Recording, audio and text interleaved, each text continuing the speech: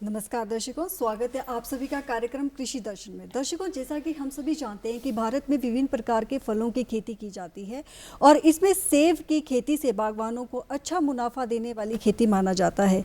तो दर्शकों, आज का हमारा विषय है सेब की उत्पादन गुणवत्ता, नर्सरी का महत्व, और इसी विषय पर विस्तृत जानकारी देने के लिए आज हमारे साथ स्टूडियो में मौजूद हैं एक प्रगतिशील बागवान जिनका नाम है श्री प्रताप चौहान जी, जो कि कोटखाई शिमला से ताल्लुक़ रखते हैं। सर, आपका हमारे स्टूडियो में आने के लिए बहुत बहुत स्वागत है। नमस्कार, बहुत बहुत धन्यवाद। सर, आज के इस साइंटिफिक दौर में जो नर्सरी है उसका क्या महत्व है? देखिए, एक बागवान के लिए नर्सरी का बहुत बड़ा महत्व है जी, क्योंकि वो आपको अच्छा पौधा नर्सरी में तैयार करके देगा और उससे आपका एक बागीचा तैयार होता है जो अगले 2-3-4 सालों में आपको जो है फलों का उत्पादन देता है। जी, और अच्छी नर्सरी से और अच्छी गुणवत्ता और आधुनिक तरीके से तैयार की हुई जो नर्सरियाँ है, वहाँ से अगर आप अपने पौधे लेते हैं तो बागवानों को आने वाले दिनों में अच्छी आमदनी का एक साधन मिल जाता है। जी। सर, अगर हम हिमाचल प्रदेश की बात करें तो हिमाचल प्रदेश में ऐसी कितनी जो है वो रजिस्टर्ड नर्सरीज हैं जहाँ से हमारे जो बागवान भाई बहन हैं वो सेब के पौधों को वहाँ से ले सकते हैं? हिमाचल प्रदेश में अगर हम बात करें जी, तो बहुत सारी प्राइवेट नर्सरीज हैं, ये लगभग 100 के ऊपर होगी। और इसके अलावा जो है कृषि व बागवानी जो हमारा विश्वविद्यालय नौनी है वो भी नर्सरी तैयार करती है। इसके साथ साथ जो है जितने हमारे हॉर्टिकल्चर डेवलपमेंट के जो रिसर्च स्टेशन है उसमें मशोबरा है या बजौरा है, इस तरह के और भी कई जगह जो है हिमाचल प्रदेश में सरकारी क्षेत्र में भी बागवानी जो विभाग है वो नर्सरी पैदा करता है। जी। सर, इन नर्सरीज में जब हम सेब का पौधा जब आप तैयार करते हो तो इन नर्सरीज में सेब के पौधे को कब और कैसे जो है वो तैयार किया जाता है? देखिए, नर्सरी तैयार करने का जो तरीका है, जब हम 20-30 वर्ष पीछे चले जाते थे तो नर्सरी को जो है बीज से तैयार किया जाता था, सेब के बीज से। और इसी तरह से नाशपाती का बीज है या कैंथ है या दूसरे जो हमारे गुठलीदार फल है, तो उनके बीज डालकर नर्सरी तैयार की जाती थी। लेकिन बदलते समय के साथ साथ जो है जो हमको विदेशों से जब आयात रूट स्टॉक का हुआ, लगभग ये 2004 के बाद जो है इसमें एक नए आयाम जुड़े। तो आज की तारीख में जो है सीडलिंग के साथ साथ आपका रूट स्टॉक पे भी जो है नर्सरी की खेती तैयार की जा रही है। जी। रूट स्टॉक का मतलब ये है कि आप जो है जड़ों से ही पौधों को तैयार करते हैं, उसके लिए आपको बीज डालने की ज़रूरत नहीं है। जी। सर, अभी आपने जिक्र किया सीडलिंग और रूट स्टॉक का, तो इसमें क्या डिफरेंस होता है? क्या इन दोनों में कैसे जो है वो आप एक सेब का प्लांट जो है वो कैसे तैयार करते हैं? देखिए, सीडलिंग और रूट स्टॉक का जहाँ तक सवाल है, जो सीडलिंग तैयार की जाती है वो सेब का बीज या जिस भी वैरायटी की आपने नर्सरी तैयार करनी है उसका बीज डाला जाता है, फिर वो बीज उगता है, उसके बाद उसको 1 साल के बाद ग्राफ्टिंग होती है। जी। जहाँ तक रूट स्टॉक का सवाल है, रूट स्टॉक का जो प्रोपोगेशन है ये 2 तरीके से तैयार होता है। ये जो है खुली ज़मीन में उसमें मिट्टी की पुराई की जाती है और उसके अंदर ही जड़ें तैयार हो जाती है और नए शूट निकलते हैं। इसके साथ साथ टिश्यू कल्चर में भी जो है पौधों को तैयार किया जाता है। ये 2 विधियां हैं। तो जहाँ तक रूट स्टॉक का सवाल है, इसका आजकल प्रचलन अधिक है। जी। इसके लिए पानी की ज़रूरत रहती है और जो सीडलिंग है उसके लिए कम पानी की ज़रूरत रहती है। जी। सर, जब आपका नर्सरीज़ में आपके सेब के पौधे तैयार हो रहे होते हैं तो आपको नर्सरीज डेवलप करने के लिए किन किन चीज़ों की रिक्वायरमेंट्स रहती है? कैसे आप उस चीज़ को फुलफ़िल करते हो? देखिए, बहुत सारी चीज़ें हैं। एक नर्सरी मैन के लिए जो है अगर वो परिपक्व तरीके से नर्सरी तैयार करता है तो उसके लिए एक तो सबसे पहले भूमि का जो चयन है जी। उसको जो है बिल्कुल फर्टाइल सॉइल, जिसमें पहले नर्सरी ना उगाई गई हो, ऐसी भूमि चाहिए। उसमें जो है पौधों की अच्छी ग्रोथ होती है। पहले उस भूमि को खुदान के बाद तैयार किया जाता है, उसमें उचित मात्रा में गोबर और इसके अलावा जो है आप चाहे तो कुछ केमिकल फर्टिलाइज़र भी डाल सकते हैं और आपके पास अच्छी नर्सरी तैयार करने के लिए पानी की सुविधा भी चाहिए, क्योंकि समय के साथ साथ उसमें पानी भी डालना होता है। और अधिक स्वस्थ पौधे अगर आपने तैयार करने हैं तो साल भर आपको उसमें जो है गुड़ाई पुराई और इसके अलावा जो है स्प्रेज का, उसमें किसी तरह की कोई बीमारी ना आए, तो नर्सरी में काफ़ी काम रहता है। जी सर, हमारे हिमाचल प्रदेश का जो भौगोलिक क्षेत्र है वो बहुत डिफरेंट है, कहीं हाई ऑल्टीट्यूड है, कहीं लो ऑल्टीट्यूड है। तो सर, जब हम नर्सरीज को डेवलप करते हैं या डेवलप करने की सोच रहे हैं, हमारे युवा वर्ग इस चीज़ की तरफ या इस ऑक्यूपेशन की तरफ आना चाहते हैं, तो उन्हें जो है वो किस तरह से वो नर्सरीज, क्या वो सेम ही रहती है हमारे लोअर एरियाज़ में भी हम वैसे ही डेवलप कर सकते हैं नर्सरीज को?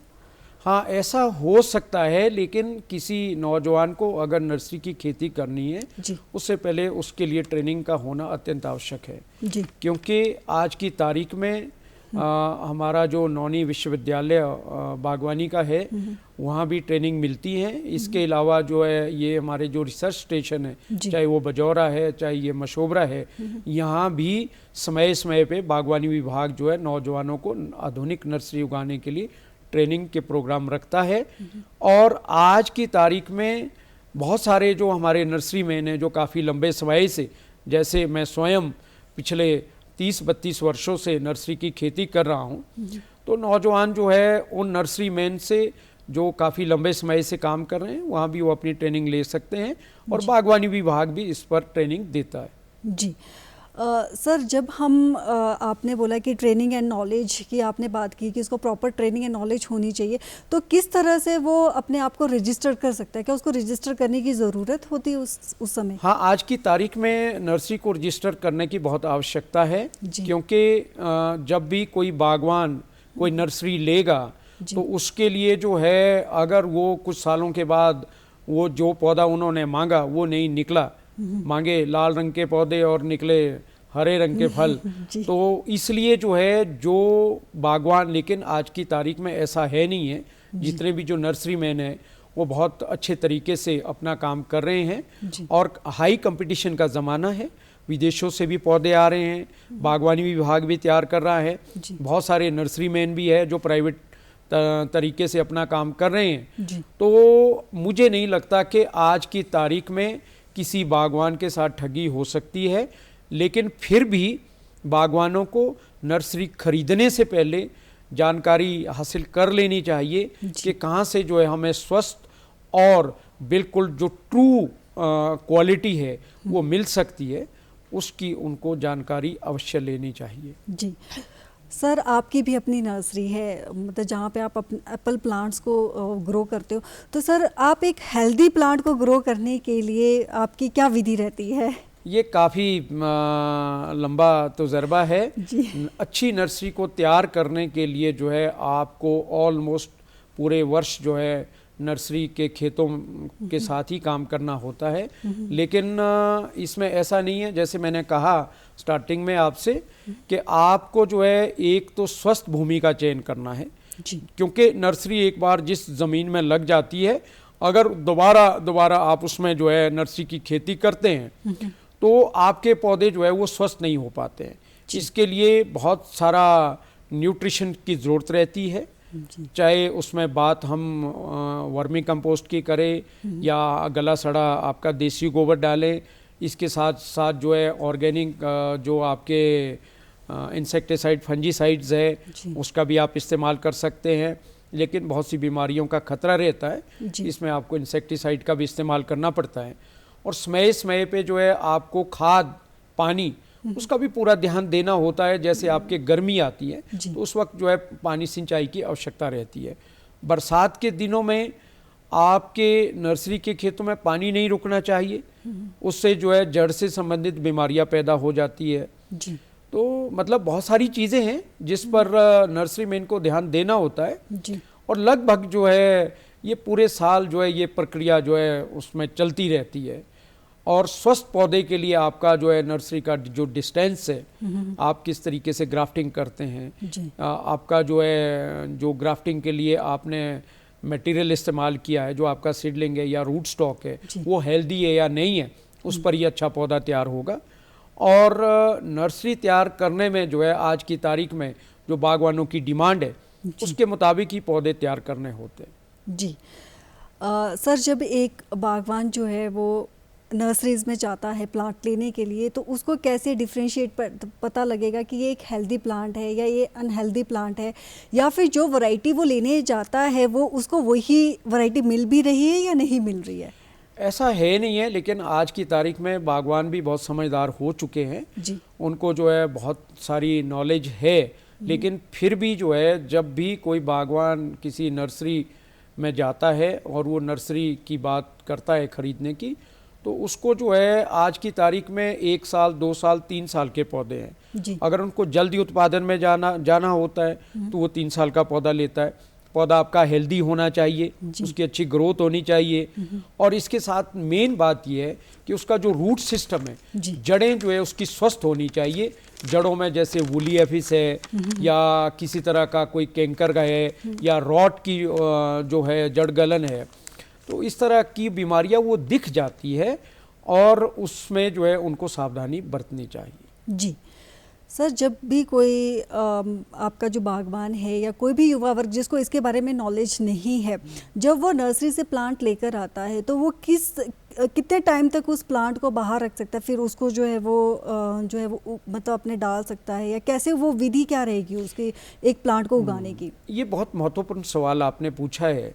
जब भी कोई बागवान जो है किसी नर्सरी से पौधे लाता है जी, एक तो वो इस बात को सुनिश्चित करे कि वो कितने घंटे जो है उसने ट्रैवलिंग किया है प्लांट ने, क्योंकि उसको जड़ें जो है उसकी नमी को, जो जड़ों की जो नमी है हवा उसको सोख देती है जी। और कई बार हमारे बागवान क्या करते हैं कि वो पौधे लाते हैं, खुली गाड़ियों में आते हैं और उसके बाद जो है उसको वो ठीक से दबाते नहीं है जी।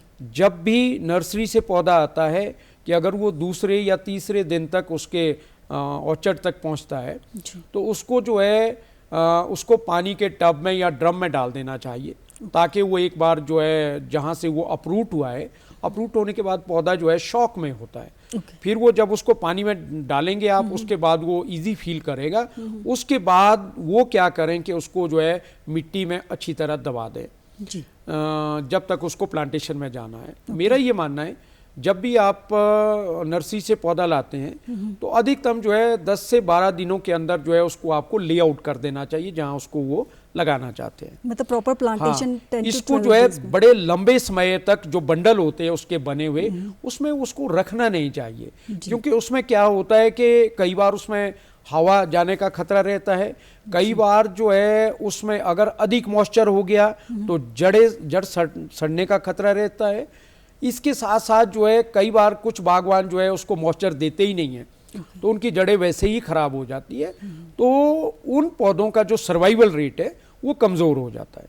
जी, तो सर उसके लगाने की प्रॉपर विधि क्या रहती है, जो अभी प्रॉपर मतलब न्यू प्लांटेशन कर रहे हैं या जो अभी अपने लैंड को जो है वो उसमें कन्वर्ट करें कि अब ठीक है हमने ये ऑर्चर्ड में कन्वर्ट करनी, तो प्रॉपर प्लांटेशन की क्या विधि रहती है? देखिए, जो सबसे बड़ी बात ये है कि जब आप नर्सरी से पौधा लाते हैं तो आपको उससे पहले जो है अपने खेतों को आपने जो लेआउट करना है, जो गड्ढा करना है आपने उसको तैयार करना होता है। बहुत सारे बागवानों ने अपने गड्ढे तैयार कर दिए हुए हैं और वो जो है उसमें उनको जो है गोबर मिलाएं अच्छे तरीके से और उसको मिट्टी को जो है वो अच्छी तरीके से उससे जो है पत्थर हटा दें या कुछ और उसके अंदर कोई अगर गली सड़ी जड़ें हैं उसको भी वो हटा दें। लेकिन हमारे जो बागवान हैं आज की तारीख में जो पुराने बगीचों में जो प्लांटेशन हो रहा है उसमें बहुत सारी बीमारियां हैं, उससे भी बहुत परेशान है। पुराने बगीचों में नए पौधों को, नए बगीचे को तैयार करना काफ़ी मुश्किल काम है और हमारे पास थोड़ी थोड़ी छोटी छोटी ज़मीनें हैं, लेकिन हमारे को जो है उसको अगर अच्छे पौधे आपने तैयार करने हैं तो एक बार पुराने बगीचे से जो है वो जड़ें वगैरह जो है उसको अच्छे तरीके से हटाकर उसमें नई प्लांटेशन करनी चाहिए। सर जैसे कि अभी हम अपने टीवी स्क्रीन में भी देख सकते हैं कि किस तरह से हमें प्रॉपर प्लांटेशन करनी चाहिए। तो सर जब हमने प्लांटेशन कर दिया, आपने बोला कि ठीक है हमें 10 to 12 डेज़ के बाद उसको प्लांटेशन करना है, फिर हमारा जो नेक्स्ट स्टेप रहता है वो क्या रहता है? कि ताकि हमारा पौधा जो है वो ख़राब ना हो, उसमें किसी टाइप का जो है वो फंगस ना लगे, इंसेक्टिसाइड से वो दूर रहे, हमें क्या करना चाहिए सर उसको? देखिए, आप जब पौधे का प्लांटेशन आप करते हैं तो उसको जो है इंसेक्टिसाइड से भी आप उसको एक तरह से स्टेरलाइज कर सकते हैं कि ताकि उसमें जैसे जड़ें टूटने के बाद उसमें वूली एफिस का खतरा रहता है या आपको रॉट या कैंकर का खतरा रहता है, तो ऐसे समय में जो है आप जो है एक ड्रम के अंदर जो है पानी और उसमें कुछ क्लोरोपाइरीफॉस, जिसको आम भाषा में डर्मट भी लोग कहते हैं, बेविस्टिन, ये और या कोई और फंजीसाइड का इस्तेमाल करके जड़ों को जो है उसमें अच्छी तरह भिगोएं और उसके बाद जो है आप उसको लेआउट करने के लिए ले जाएं। तो ऐसे में जो है आपकी जड़ों में वो बीमारियों से जो है पौधे बच जाते हैं। जी सर, अकॉर्डिंग टू अगर हम देखें कि हमारा जो ऑल्टीट्यूड है वो वेरिएशंस हैं, तो आज के इस दौर में अकॉर्डिंग टू ऑल्टीट्यूड जो है वो किस सेब की वैरायटी की जो है वो ज़्यादा डिमांड है? देखिए, आज की तारीख में देश में बहुत तेज़ी से डिमांड बदलती जा रही है। पहले लोग रॉयल डिलीशियस को बड़ा पसंद करते थे, देश के अंदर इसकी बड़ी खपत थी, लेकिन आज विदेशों से बहुत सारी गाला और ग्रेनी स्मिथ और दूसरी बहुत सारी वैरायटीज़ आ रही है। लोगों का जो टेस्ट है वो भी बदल चुका है। आज की तारीख में गाला वैरायटी खाने में काफ़ी मीठी है, उसका बड़ा प्रचलन चल पड़ा है और आउटपुट भी अच्छा है और मार्केट से हमें उसके लिए पैसे भी अच्छे मिल रहे हैं जी। तो मेरा ये मानना है कि आने वाले 15-20 वर्षों तक गाला वैरायटी की काफ़ी डिमांड रहेगी। गाला में बहुत सारी वैरायटीज़ है। अगर मैं मुख्य तौर पे बात करूं तो उसमें डार्क बैरन गाला, स्नीको रेड और इसके अलावा जो है डेविल गाला है, मेमा गाला है, टीरेक्स गाला है और फैंजम गाला है।